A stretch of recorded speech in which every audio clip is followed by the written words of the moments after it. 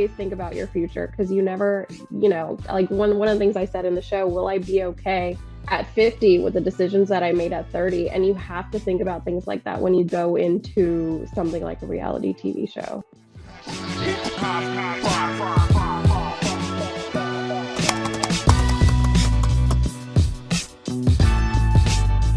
Hi, everyone. Welcome back to the Homework Help Show. I'm your host, Patricia, and this podcast is your one-stop shop for advice, motivation, and inspiration. So whether you're in the journey of your educational career or have finished that season in your life, there's always a lesson we hope to impart.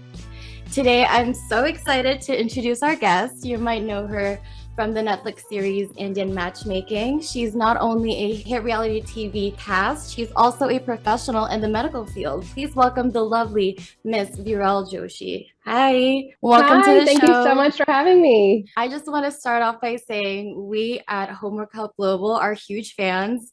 Our founders actually so nice. watched you on the show and we're like, I'm really starstruck, actually. I'm so thankful that you graced us, our little podcast. So thank you so much. How are you doing? Sure, absolutely. I'm doing well. I'm in the middle of the work day. So juggling this, but it's all good.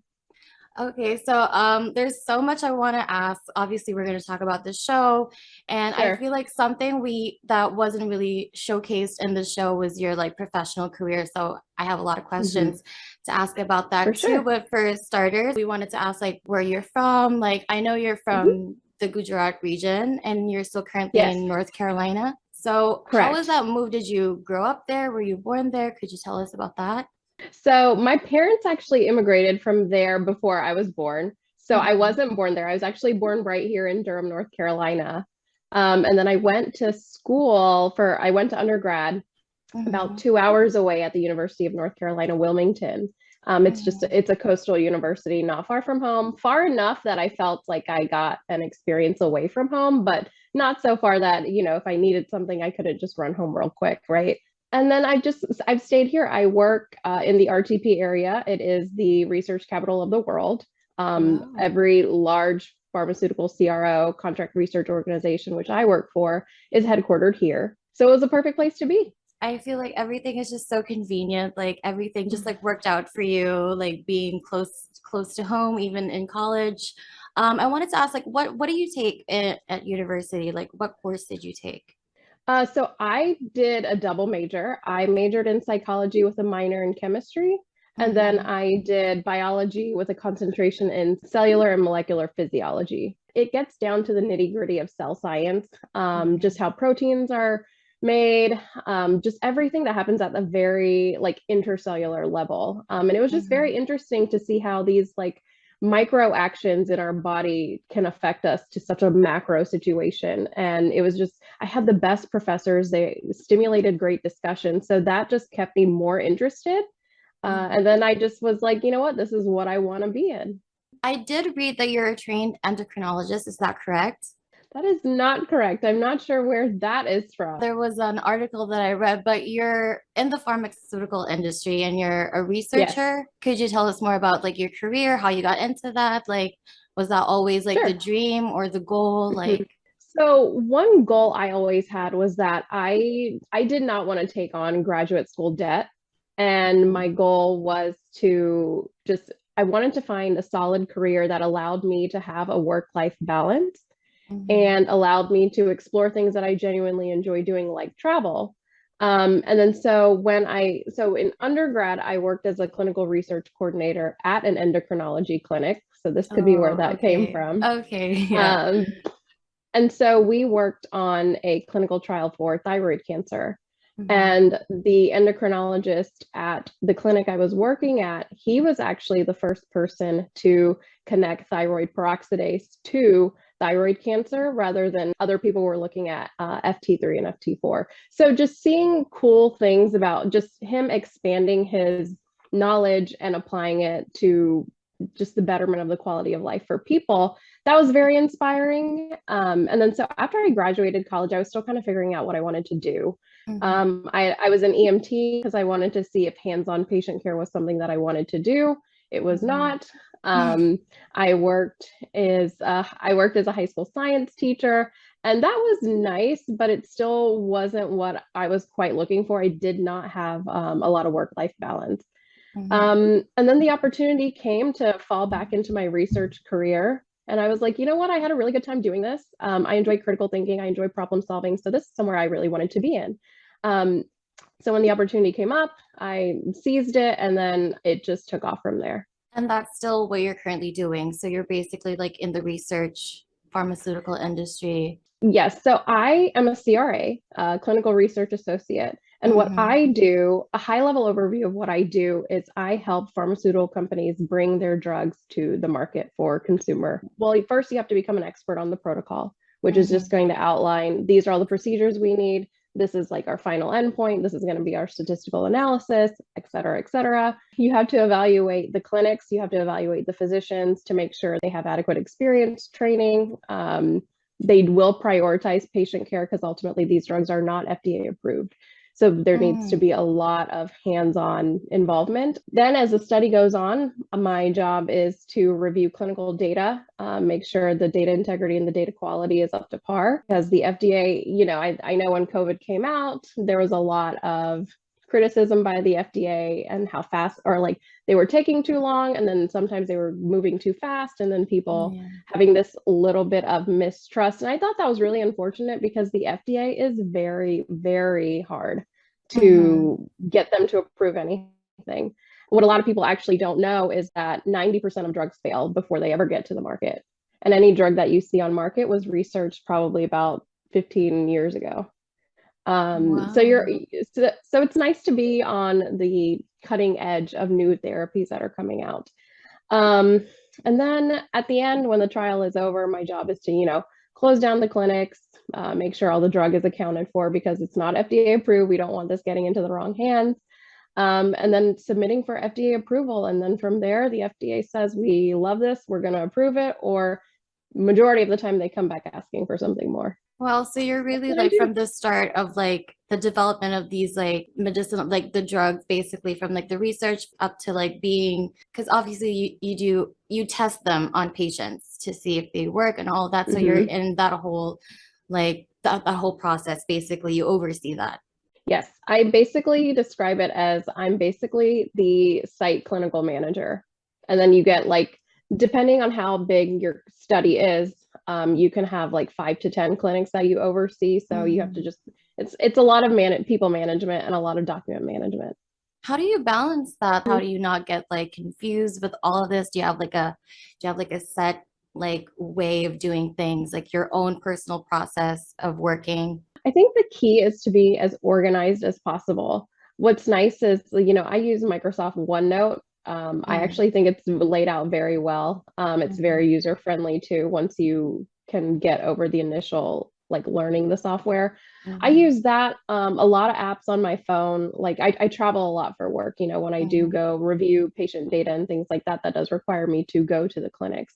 Mm-hmm. Um, Having a really good calendar, having a really good travel booking service. These are all really important software that help me stay organized. And I think once you stay organized and you just approach everything one day at a time, like I have about 5 clinic visits between now and mid October. But, Mm-hmm. instead of letting, that mountain kind of overwhelm me, I just kind of break it down. So I'm like, okay, let's just focus on the one I have to go to on Friday. And then it slowly, it's a lot more manageable when you are organized and can break it down.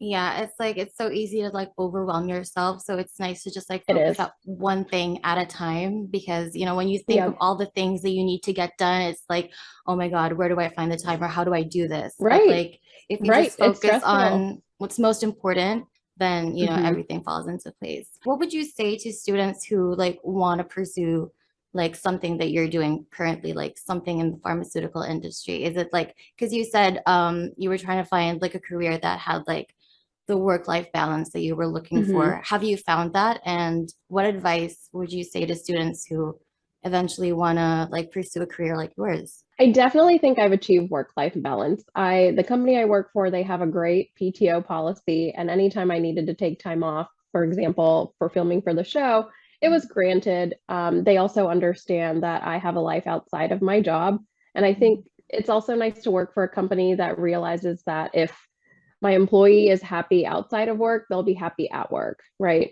So Mhm. it's nice that my company acknowledges that. So it allows me to do a lot of things.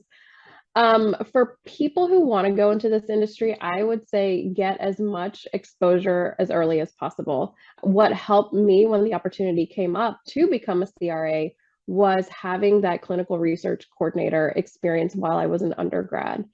Mhm. And you don't even have to necessarily apply immediately for that job. It actually, I applied as a medical assistant, and then when I saw that he was doing clinical trials, I just expressed interest. And then I was starting to do a little bit of both, and then completely transitioned over. So even if it's not an immediate thing you can apply for, you can definitely find a way to make things happen. And I will say that I find a lot of people are more supportive than you would think. You just have to be a little bit outspoken about it. I do get that vibe from you because you did mention the show. I wanted to like do a little segue to that because it was really like inspiring to see you because you just exuded this like really self-made, really inspiring. Like at such a young age, you're like really successful, and it seems like you really know what you want and you got that. So I think that's like Mhm. really inspiring for like young women to watch. I feel like we can talk about the show a little bit. It's a great thing actually that you said your company allowed you to have a little off time to film the show. I Yeah. wanted to ask, like,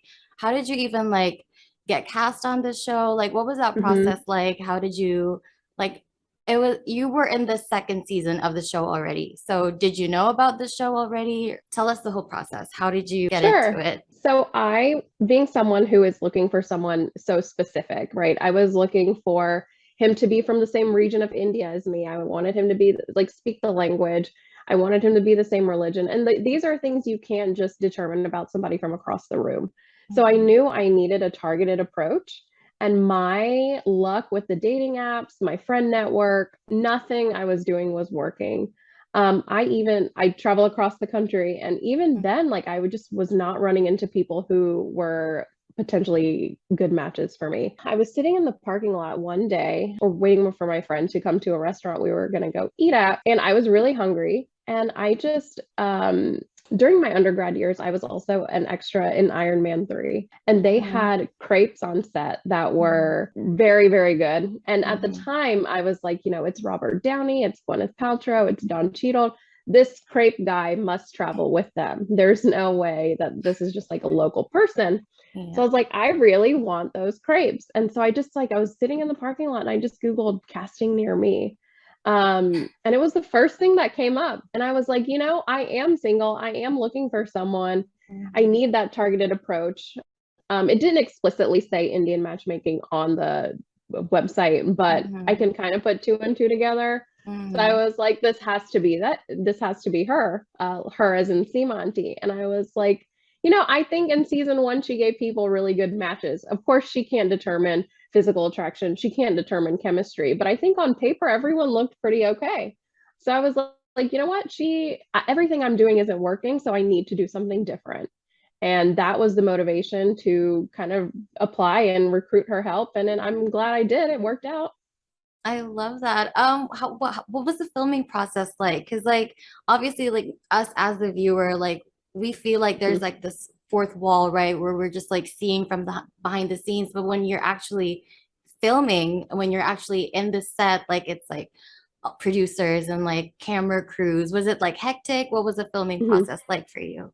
The producers are very professional. They also understand that my primary job is not being on an unscripted reality TV show. So they're very Mm-hmm. accommodating to like a busy work schedule. So I felt very heard all the time. So Yeah. this allowed me to be more comfortable. So then when I was going on these dates and the cameras were like literally this close to your face, Yeah. recording everything you're saying, like basically everything you're thinking, Mm-hmm. you don't feel as awkward because you just have they've established such a level of comfortability with you. Mm-hmm. So it wasn't as awkward as one might think.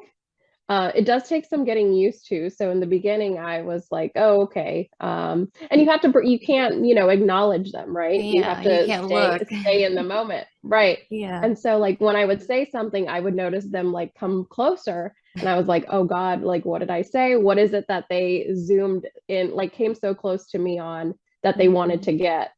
And so I would try and continue that conversation. So it's a little bit of it's a little bit of you'll get used to it though. Mhm. It's getting used to it. That's it.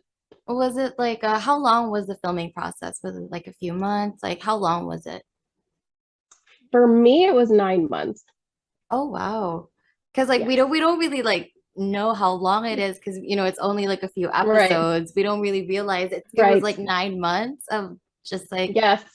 wow. And 9 months. that's why eventually you got used to it because like maybe the first few months you were like a little Right. weirded out by all the cameras Yeah. pointed at you, but then for like almost a year of filming, I guess that's why you kind of got used to it. What were your like favorite moments on the show when you were like looking back and watching yourself?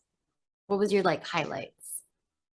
Um, Aside from the obvious being with me and Ashe, of course, Mm-hmm. that's always going to be a favorite. But I Mm-hmm. actually really like the moments where Simanti is FaceTiming the cast members Mm-hmm. because I think she gives really good advice and it's Yeah. hard to hear in the moment. But I think if you take your emotions out of it and look at it purely objectively, I think you can see that she's giving constructive criticism rather than it can feel like you're being attacked in the moment. Yeah. But that's not the case. She means well.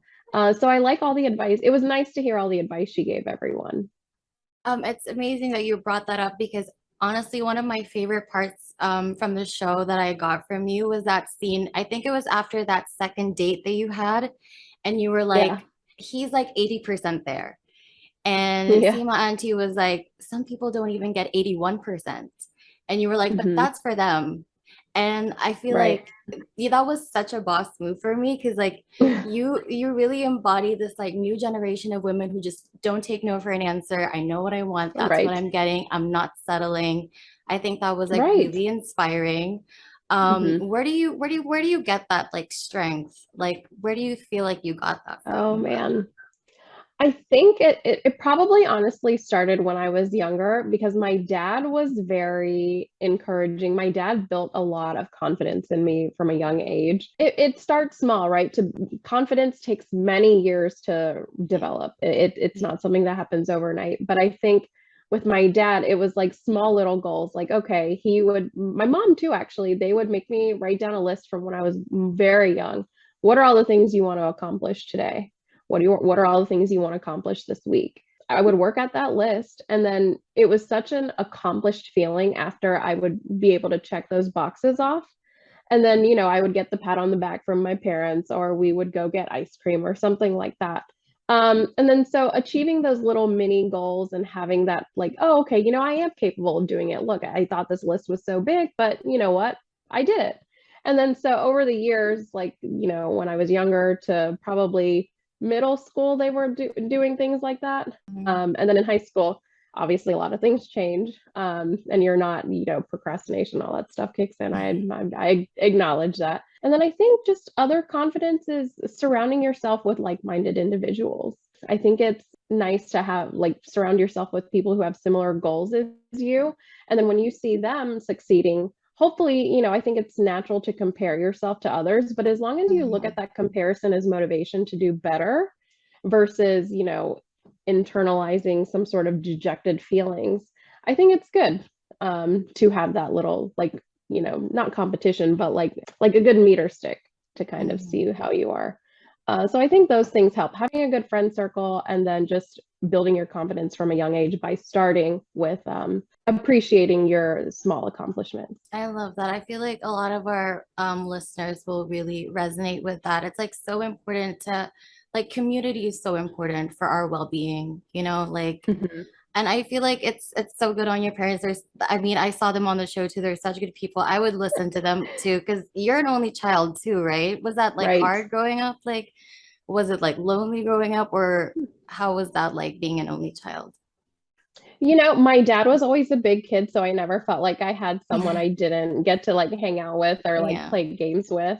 Yeah. It was a little bit lonely because I would see so many people have like siblings and it's like a best friend you are basically born with, right? Hmm. And then you share all these memories. But as I got older, I developed my friend circle I curated my friend circle very well. And so I feel like they're my friend, like they're my siblings. And it's nice that I have that level of relationship with them because that I think, this isn't meant to like diminish the sibling relationship, but when two people are like, yeah, you're basically my sister, or yeah, you're basically like we're brother and sister, that's a very special feeling that someone is, basically you started a total stranger and this person has basically adopted you as like, you know what, that's like my big sister, or that's like, my younger sister, or whatever it is. So that's Yeah. pretty special. Like your blood family is one thing, and then your chosen family is another, and that's like Correct. equally as important. So, Correct. besides those favorite moments of yours in the show, was Mhm. there anything you regretted? Like when you watched back, you were like, "Oh, I wish I never said that. I wish I never said this." Like, was there anything like that? There were some moments that when I look back, I was like, oh, that's a little hard for me to watch. But in unscripted reality TV, you do have to be your authentic self. And then you do also understand that you do sign over your rights to be portrayed however, the storyline wants you to be portrayed. Mhm. So there are some things I said that when they stand alone as statements and there's no context around it, it sounds, a little bit harsh, but I don't regret what was said. I do wish that the context was there, but it's Mhm. fine. I'm also someone who believes that what's meant to be will be. So part of me was like, you know what? I gave it my best effort. Whatever was meant to come out of it will come out of it. And things worked out. So I don't have any regrets. I love that. And it is what it is, right? Like it's Yep. reality TV show, but it's also just like mainly like entertainment. So Yep. it's You like can't take it too seriously. exactly. And not everyone's gonna understand your point of view of things, no matter how good Right. you are, right? No matter For how right sure. you do things, like people are always gonna misconstrue, take it out of context. So at the end Always. of the day, I don't even really think that matters. You just, as long as you know to yourself that, you know who you are, that's all that really matters. For Right. sure. And it's a once in a lifetime experience. So I was just going to have fun with it and let the chips fall where they may. And would you do it again, or would you advise anyone you know to like sign up for a reality TV show? I think my advice would be to understand that once you make all this footage with this company, they can edit it however they want it to be. And Mhm. if depending on what type of, career or future you want for yourself, these could have future implications. So Yeah. if you want to be a senator and you want to go on a reality TV show like Jersey Shore, that's probably not a good idea. Yeah. So pick and choose. Always think about your future because you never, like one of the things I said in the show, will I be okay at 50 with the decisions that I made at 30? And you have to think about things like that when you go into something like a reality TV show. So Mhm. I would advise that, but I do think it's a fun experience. If it's, something that you can live with in the future, then I think you should totally go for it. Yeah, if it's something that you won't regret when you look back at it, I feel like Right. you should give it a fair shot. One Yes. thing I also really loved, something you said about the word impossible on the show. Like we used to say it's impossible to go to the moon or it's impossible to Yeah. do this and that, but all those things are possible. Like I think that's so Yep. inspiring. Like, did you also get that from your family? Like, where do you get this like mentality or like this like motivation? Because you're like really like watching you on the show was like really amazing because like, you really like from the first episode that you were on, like you were like really established at a really young age. So, Mm-hmm. where does that come from? That comes from my dad. It really does. I don't, I'm trying to think if there was anything specific, but that my dad always told me nothing's impossible. And then also when it comes to people who are, for lack of a better term, kind of fickle, where, people can change their mind any second, right?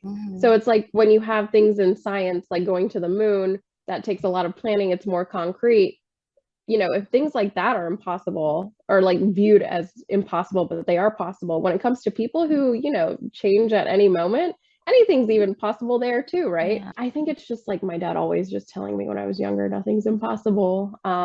Even the word itself says I'm possible. Those motivational quotes and things from my dad were always just from a young age, which is very ingrained in. So it was very easy to keep that. I always hear his voice whenever I think something is challenging. And I'm like, yeah, he's right. It's not impossible. So just keep going. Oh, that is so amazing. Shout out to your dad. If I ever he know. watches it, sounds like a really great man. So I was like stalking you on Instagram. Obviously, that's where Mhm. I found you. And I saw that Sure. you're a really avid reader. So, do Yes. you have any like what's your favorite genre or like what is your favorite book? This is a question that I get on Instagram all the time, which is what inspired me to do like a book series, a post of Mhm. like all my favorite books and stuff. But my favorite genre is historical fiction. I Mhm. love reading books about like old war times and then just being thrown into a totally different world, right? And then I think you can Mhm. also get some knowledgeable elements from those genres where it just paints a totally different picture from what you learn in like a history class with just like facts and figures. Yeah. Um, my favorite book is Geography of Bliss by Eric Weiner. And what's awesome about that book is I actually stumbled upon it at the library. We were going on a family cruise for like a week, and I grew up reading. It's something I get from my dad as well. And so I was like, I can't use the internet at sea anyway, so I'm gonna Mhm. disconnect and find some books. And then so I looked up some travel books because I thought it'd be cool to read a book about traveling while I was traveling. And I'm so glad I did because in that book, he is it's that one is nonfiction. But Mhm. in that book, he basically talks about what parameters define happiness. Is it like really good food? Is it like wealth? Is it health?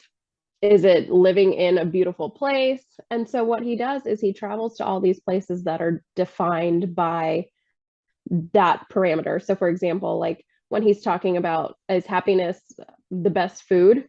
So he'll go to Italy. Or is happiness like being super rich? And so he flies out to Dubai. And then he just gets to know about happiness and what people are looking for there. And then at Mhm. the end of all his travel, you find out where the most happy or the happiest place on earth is. And I think it's such a great, I'm not going to spoil it, but Oh, I think I it's such a wanted you to great spoil book. it. It's such a great book, and I think everyone should read it. All right. You got me hooked. I'm definitely checking that out. But like how would you convince students or the younger generation to pick up the habit of reading? Because I feel like it's just like something, it's not a lot of people read like physical books anymore. Like Hmm. I feel like especially for the younger generation, there's like, Hmm. everyone's so consumed with like short, like really easy to consume media, like short videos, like Right. that's what they're into. They're no longer like into reading like you know, Hmm. long form anything. Like they can't do it. So Right. like how would you convince like the younger generation to, try reading again? One thing I don't love about like this like drive for like short consumption media is it's actually very unhealthy and Mhm. I don't think we see it yet, but I think in the future we will see that this is going to affect memory. Because I think Mhm. if you read a book and it's like 500 pages, you have to remember everything that's happened by the Yeah. time you get to the end. But if you're just reading like short little media clips, I think retention is going to be a problem. And I think in life you want to remember things, and I think reading allows you to exercise that part of your brain. Mhm. So if anyone takes it from a health, like if the person who I'm trying to encourage to read takes it from a health perspective, I would say that.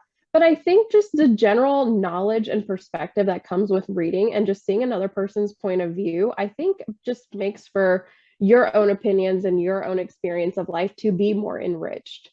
Yeah. And I think just start small. If you love sports, read like a biography of or an autobiography of one of your favorite, athletes.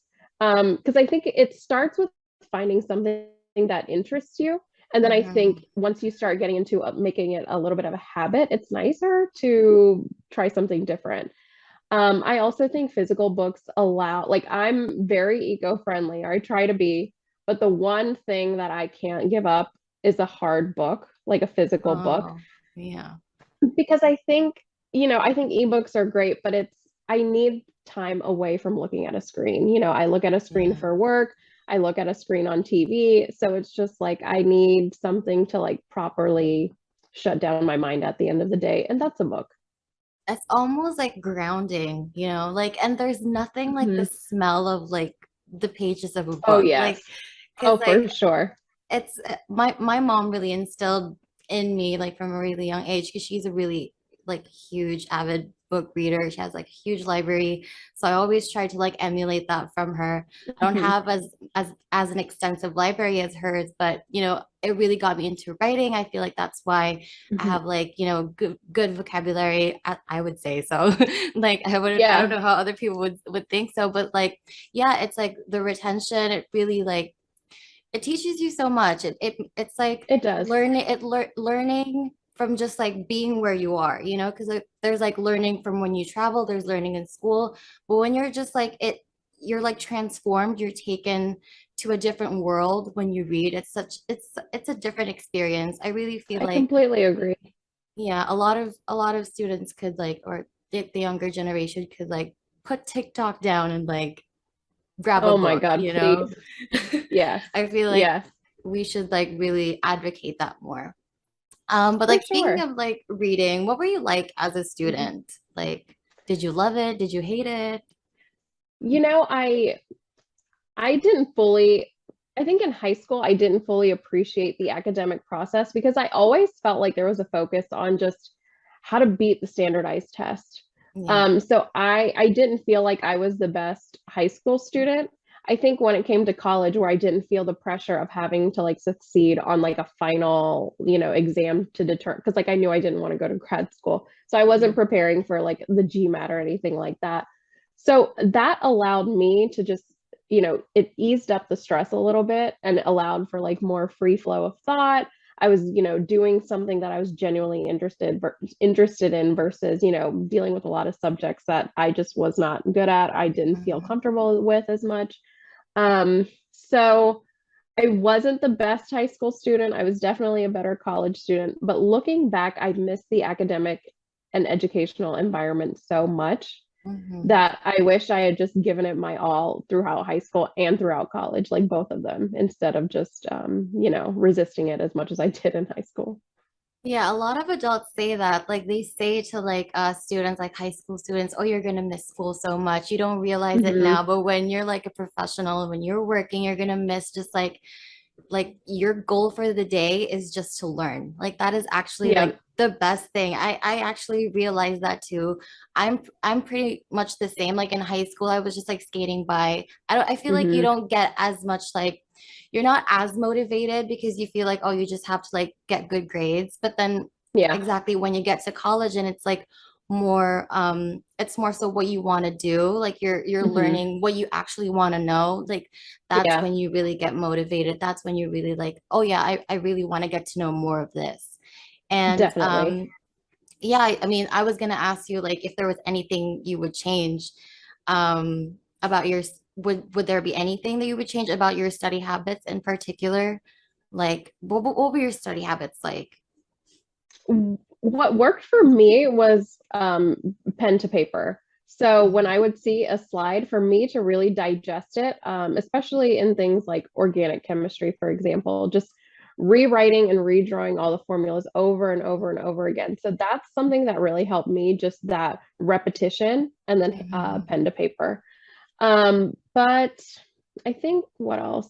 I think I was always someone who did this, but I would encourage people to ask questions. Like ask questions because I miss having the direct access to an expert in the field now. When Yeah. I have a question, I have to consult Google, and not everything we read on the internet is accurate. Yeah. But when you have a question in class, you have a professor right there who is the expert and can guide you and lead better discussion for the whole group.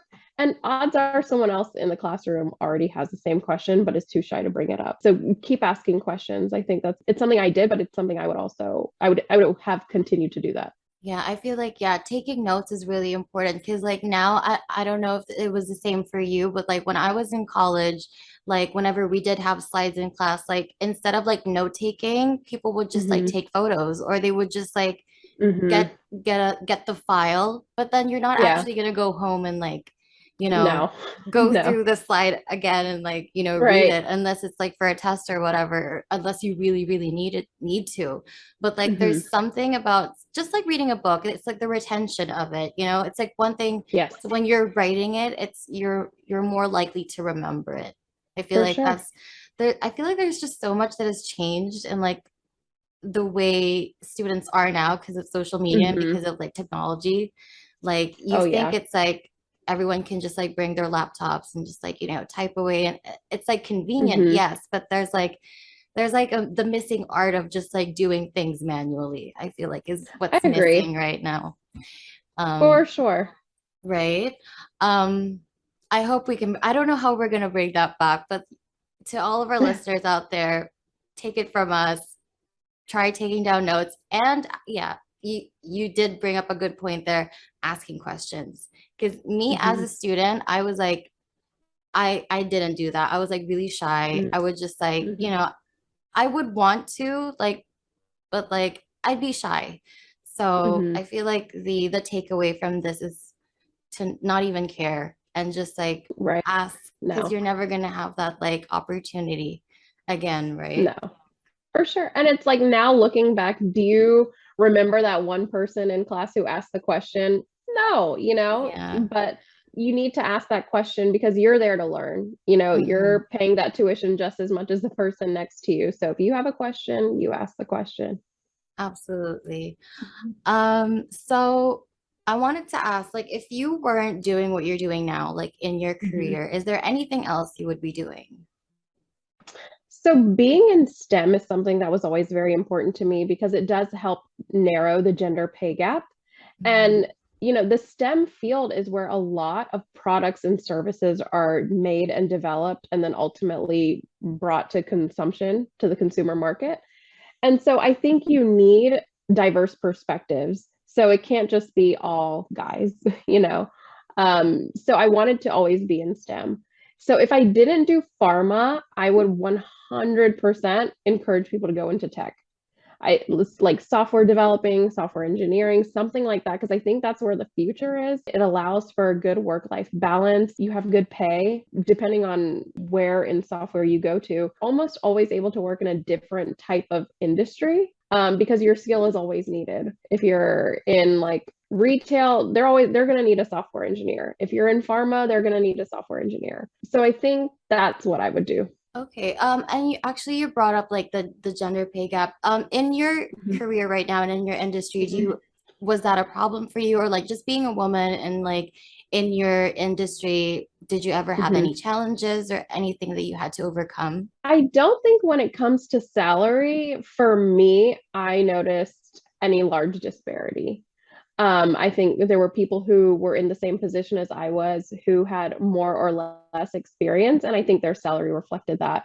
I think we should talk about salary amongst ourselves more just to, because I think it's something we don't talk about, and I think companies get away with underpaying people because they know we're not talking about this. Mhm. And then I think it also allows you to understand how your company values you as an individual if you do openly have those discussions. So I had a really good friend and I was like, I make X amount of money. I want to get promoted. Like you do the promotional, like you have the job title of the promotion that I want. What is the pay difference? And she was very candid with me. So then when I got promoted and it was the exact same amount, that's when I knew that, my company values me as an individual versus like, nitpicking about, oh, she's like this age or this experience level. Like, no, this was the promotion. This was like the experience that she had from us within the company to grow. And so we were going to pay her that fair amount. And I Okay. don't think I see that as much in the pharmaceutical companies from the That's really CRO side, I should say. Yeah, that's really great. I feel like it's good on your side that that doesn't happen, but I feel like, yeah, it should be talked about more often because it's Mhm. still, I feel like a problem in a lot of different countries. It's still an For sure. issue. And I feel like when we talk about it, that's when we remove the stigma and that's when we really like make it better. Yeah, And and bring we about really, change. yeah, bring about change and like really achieve equality. Totally Um, agree. yeah. So gearing away from like career talk, I feel like Mhm. I already know who you're gonna say, but I really wanted to ask you still. Yeah. Who inspires you and where do Mhm. you get like that motivation to like achieve your goals? I think when it comes, I think for different things, I have a different person. When I need a book to read and I'm looking for a good recommendation, I turn to the Bill Gates website. I think Mhm. he's picked some really good books. I've noticed over the years from reading from his book collection is that he and I have a lot of the same values in terms of philanthropy and in terms of climate change. So I was like, you know what? I'm like I'm not as nerdy as Bill Gates, but I'm in the same, I'm in the same group a little bit. So I turn to him a lot for when I need an inspiration for a good book. Obviously, my parents, those are people I obviously turn to because, they came here with hardly anything to their name. They didn't really understand, or they weren't as fluent in English as they are now. Yet they still made it and they still made a great life for themselves. And that allowed me to have a great life for myself. So then again, when I'm faced with something impossible, I have like a living example in my house of how, it's not impossible. So they're very inspiring. And then one thing that's been a little interesting with the new public attention is, there's a lot of social media commentary. There's good and the bad. Mhm. But at pure face value, I do have to say politicians are actually pretty inspiring when it comes to bouncing off negative comments. Mhm. So, when I feel like a little bit down, I think about like, like the presidents, they're probably one of the most polarizing figures in the entire country, and Mhm. then so regardless of what side you're on, both parties have been presidents before. Their ability to just, stay focused on what their agenda is and just Mhm. block out the negative comments that come their way, they're really good at it. So they're pretty inspiring when sometimes I just see an overabundance of negative social media. I didn't even like realize that I didn't even like it didn't occur to me that you would be receiving like hate or negativity from social media. Like where does that even stem from? I can't like see people are just they're always just gonna like find like something to not like Oh, about you for even though sure. you're not doing anything wrong. Like For it's sure. it's such a crazy like space to be in, social media. Yeah, it is. How do you navigate that besides looking to like celebrities or like politicians for Hmm. blocking out the hate? How else do you You like know, balance that? I have one quote that I came across in high school that I think applies here, and it's you never meet a hater doing better than you. So I think that's a really good quote because people who are very quick to like just start spouting whatever they want to say, Yeah. they have so many of their own internal battles that they're struggling with. So when they see another person who has, jealousy, I think can make people do a lot of crazy things. And one of those things is going crazy on social media on someone's profile and just saying whatever comes to mind. Mhm. Um, but I think it's also, I remind myself these are opinions of people that don't matter. And you can't, you live your life once, you can't live it for other people. Absolutely. And Hmm. like, yeah, I mean, people are always going to say something. It doesn't Oh, really yeah. matter at the end of the day. Yep. And like we Um, talked about earlier, everyone's going to have an opinion on what you do, like no matter what you do. mhm. So you just have to stay true to yourself and remember what your goal is. And my goal was obviously to find someone, and I did. So that's it. I love that. And like honestly, sometimes I feel like people are just projecting. And like you said with Hmm. jealousy, I feel like it could go two ways. Like that could either like fuel you to just be a hateful person, or it could Hmm. like motivate you. Like if you're, Right. because jealousy could be good too. Like it could be a good motivational Hmm. factor Because like if you see Yeah. someone doing better than you can be like, if they can do it, Mhm. I can do it too. And like I Yeah, feel like, instead of just being a hater online, use that I as like know. fuel to better yourself, right? That's just For how I feel sure, like for sure. that's what people should do. We love asking this question because we love Mhm. to give tips to our listeners. But what are your favorite ways to practice self-care? I try and do a little bit of self-care in my routine. Keep things lighthearted as I do them. So, for example, I have an electric toothbrush with a 2-minute timer. During that time, I'll like dance or I'll do squats, like whatever it is, Yeah. exercise is always good. Dancing is always mentally good. When I'm putting away dishes, I'll listen to like an audiobook. So I'm always incorporating these lighthearted moments. So no situation or no event feels too stressful. And I think building it into your routine makes it very helpful. And then self care in terms of massages and things to really help you relax. I think it's important to try and schedule those pretty routinely as well to keep you on track. Because I think if you don't take care of yourself, you can't take care of like your loved ones, right? So Absolutely. it's important to always kind of integrate it a little bit here and there.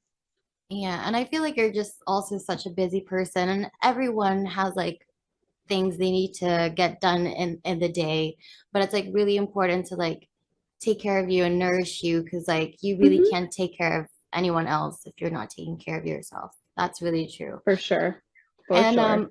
I remember you said on the show that you like doing Pilates. Is that something you still do? Is that something you still Yes, practice? it is something I still do. I absolutely love it. I would encourage a lot of people to try it. Hmm. What's really nice about the classes is there is an intense focus on day-to-day mobility as well. So one thing we'll do is we'll take a tennis ball and just like roll it around on our feet to like hit pressure points, but it also helps work like stability. And I think in the future that's helpful because if you build those, like if you exercise and build those those tiny stability muscles, that can help you in your future. Also, Pilates is really good about like stretching and flexibility, especially like in the hip flexor area. And then again, when you're older, older people are, they're more prone to fall. And that's when, Yeah. hips break and things like that happen. But if you maintain that flexibility, there is studies that prove that, if you have that mobility there, you can probably prevent a hip injury. It's a very good exercise. I would encourage everyone to do it. I haven't gotten around to trying it. I've heard so many Mhm. like good reviews from other Mhm. people, like benefits of Pilates. So Mhm. yeah, we should definitely, or any sort of exercise really, because it brings out endorphins. There's so many health Yep, benefits. And for yeah, sure. eventually when you get old, you'll realize, oh, I wish I had focused more on my flexibility or like exercised Hmm. more to feel better. So I think Yes, that's just like a yes. good takeaway from here. Like Yep. it's also part And of you, self-care. it is, it is. And you only regret the workout you did not do. Oh, So, that's so true. You know you should work out, you should go to the gym, but hmm, you're just so tired. Like, do you ever right. have those days? And what do you say to yourself when you're just like you Oh, have for to sure. push yourself?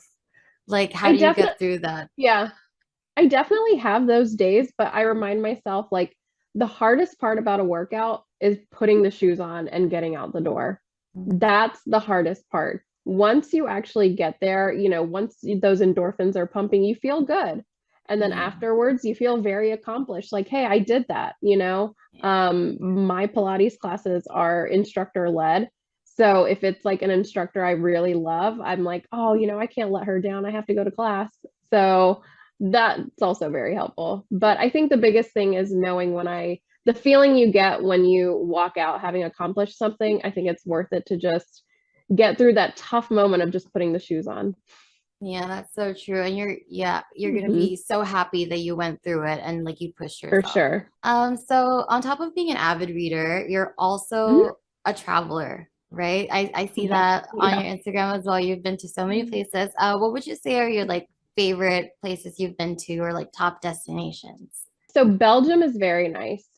And I say that because it's like you walk into a fairy tale. They have a lot of history. So there's castles and there's canals surrounding these castles. I was in a park one time and just a bunch of swans were there. And I was like, this can't be real. And they have like cobblestone pathways, and it's just you really feel thrown into like a Rapunzel situation. It's really great. And obviously Belgian chocolate, Belgian waffles. I mean, Oh yeah. you can't beat that. And the architecture is very beautiful as well. Um, India is always great because it's a culture shock. I like Mhm. culture shocks because it makes you see different perspectives about how other people in the world live life without some of the same luxuries that you have and that, Yeah. we here in America might take for granted. So I think those culture shock moments in travel is very important. India also has a lot of rich history, so I think it's nice to see those architectural structures as well.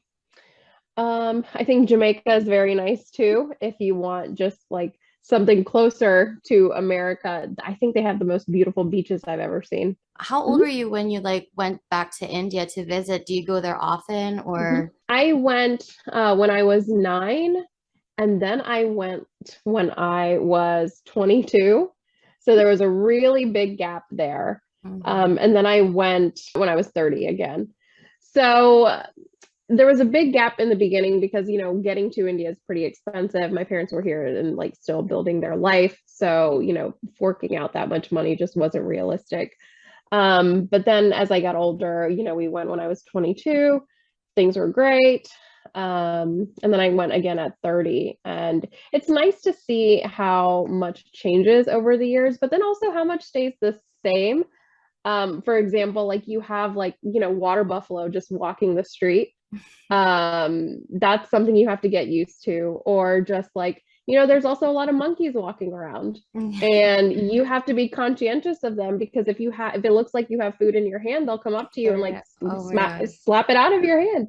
Yeah, and so it's those are fun things to always encounter, but then it's also nice to see new construction, new developments where you can see like progress, like windmills, for example. So that's pretty cool. So how did you deal with that like culture shock? Because I kind of relate to you on that because I'm currently in the Philippines, but I didn't grow up here either. So Hmm. after college, I actually grew up in the Middle East. So when I came here, it was my first time moving back here to my home country. I had never lived in the city here in Manila. So it was like so Uh-huh. difficult for me. Like I actually had to take a break from like college because it was just like the lifestyle was so different. Like everything For going sure. from from like a developed country and going back here to Yeah. the Philippines, it was so insane. How was that like for you? Like the culture shock? Like how did you deal with that? It's tough to deal with at first because the climate is different, the food is different, the water, the air, like your day-to-day life is totally different. Mm-hmm. But like everything in life, you take it one day at a time. The culture shock isn't going to kill you. Yeah. So I think it's just reminding yourself to take it a day at a time. Yeah. Not putting a lot of pressure on yourself to adapt very quickly. Because each person is different. Each person is going to take time to get used to their new surroundings. And you learn to Absolutely. adapt. So, for example, when I went to India one time, we stayed at an ashram, and they have no normal modern facilities. And so when it was time to take a shower, I was like, as someone who loves to sleep in, I was always the last one to wake up. So all the hot water was gone. Oh So no. I learned to take cold showers, or I could have learned to, wake up a little bit earlier and have access to the hot shower. So it's just learning to adapt to your environment and always having patience with yourself that Mhm. it's not a race, it is an adjustment. You have to take piece by piece. And when it is such a big culture shock, I would say anyone who integrates like that, something's probably not right. It teaches you a lot too. Like it takes you away from like the Yes. life you're so used to, especially for us, like we're so used to like the comforts that we have now. And not a lot of people actually have those privileges. So to see that like complete opposite of like what we're used to, it just like teaches us like a whole new perspective. And I feel like at some point, I feel like everyone should have that kind of like experience to just like take them Hmm. away from what they're used to and like teach them that, I agree. there's so much out there in the world that we're not used Mhm. to. I feel like we just have to be like kind of open, keep an open mind and Yep. like be willing to embrace those like changes. And I think if more people had those culture shocks, I think there would be more kindness in the world. Yeah, more empathy because you learn to For empathize with sure. other people, with their Yep. challenges and stuff like that. That is so true. I really, Hmm. so that's why I feel like traveling is so important because it takes you out It of is. like where you're used to. Yep. It Um, takes you out of what you know. yeah. Besides all those like favorite places you've been to, is there anything on your like bucket list or some place you haven't been to that's like on your like goal? The next place I want to go is either the Maldives or Bora Oh, Bora. I need to experience that overwater bungalow if I can. yeah. That Oh yeah, that's on my list. those villas on top of the Yes. ocean. Oh my God, those are so Yes. gorgeous. I And when know. you have when I've you seen it so many times. when So you have it time, you just makes should you want to go. definitely visit the Philippines. We have a lot of really amazing beaches Oh, I would here. love to. I would love to. Oh my goodness. We yeah, we have like really top destination beaches here. You should really, Hmm. give it a try. And honestly, like India is actually one of Yeah. like the countries I want to visit. Like I love the Hmm. cuisine. Like I feel like Yeah. it's just gonna be really amazing. So we can like do a little switcheroo, you Yeah, know. that'd be exciting.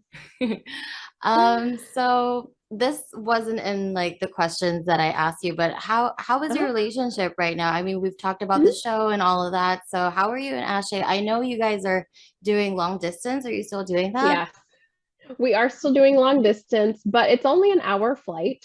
So Oh. it's not bad at all. And the flight prices are pretty competitive, so that's also Mhm. not bad. When I'm not traveling, I work from home, so I'm able to fly up to New York where he is, and I can stay for like a week and a half, no problem. Him coming to North Carolina isn't as often because he's an optometrist, so Mm. he has to actually go see patients. You can't really do that virtually. So he'll come only on weekends. And it's so short that I'm just like, oh, I'll just come up there so we can hang out for longer. But no, but things are going really well. We're basically in constant communication ever since Simonti matched him and I. We probably sometimes the schedule gets hectic, but we make it a point to FaceTime probably every day. But again, sometimes, it gets late, I'll fall asleep, whatever. But we do try and communicate as much as possible. Yeah, I feel like communication Mhm. is key, especially for like long distance relationships. Like Oh, yes. well, I wish you guys the best of luck. I Thank did want you. to ask you, can we expect to see you on screen anytime soon, or is that in the plan for I you? I don't know when season three comes out, but I will be in season three. You see my journey with Ashay develop much more in that season. I'm hoping it won't be another 2 years before another like the big gap there was between one and two. Mhm. But some pretty monumental things happen, and it's so hard to keep it a secret, but I have to until it comes out. So hopefully it comes out soon, and I'm really excited for you all to see it. Okay, so okay, no spoilers, but you're actually in the filming process right now, or how is that Uh, working? it's it's still underway, so there are moments of trying to figure out the next filming schedule and things like that. Okay, so that's really exciting. I feel like Mhm. I've learned so much about you today, and this is really such a starstruck moment because I was researching you and I was like watching your Mhm. episodes. So to talk to you is such an honor, and I can't thank you enough Oh, thank once you. again for like gracing our podcast. This really means a lot to us, and I'm sure a lot of our listeners are gonna take away so many lessons from you and like really be inspired. And thank you so much once again. Like, is there For sure, anything yeah. you'd like to tell our listeners? Like, do you have any parting words you'd like to say? One quote that I always live by is you only fail if you quit. Otherwise, if you try something and you don't succeed at it 10 times, you just found 10 ways it didn't work.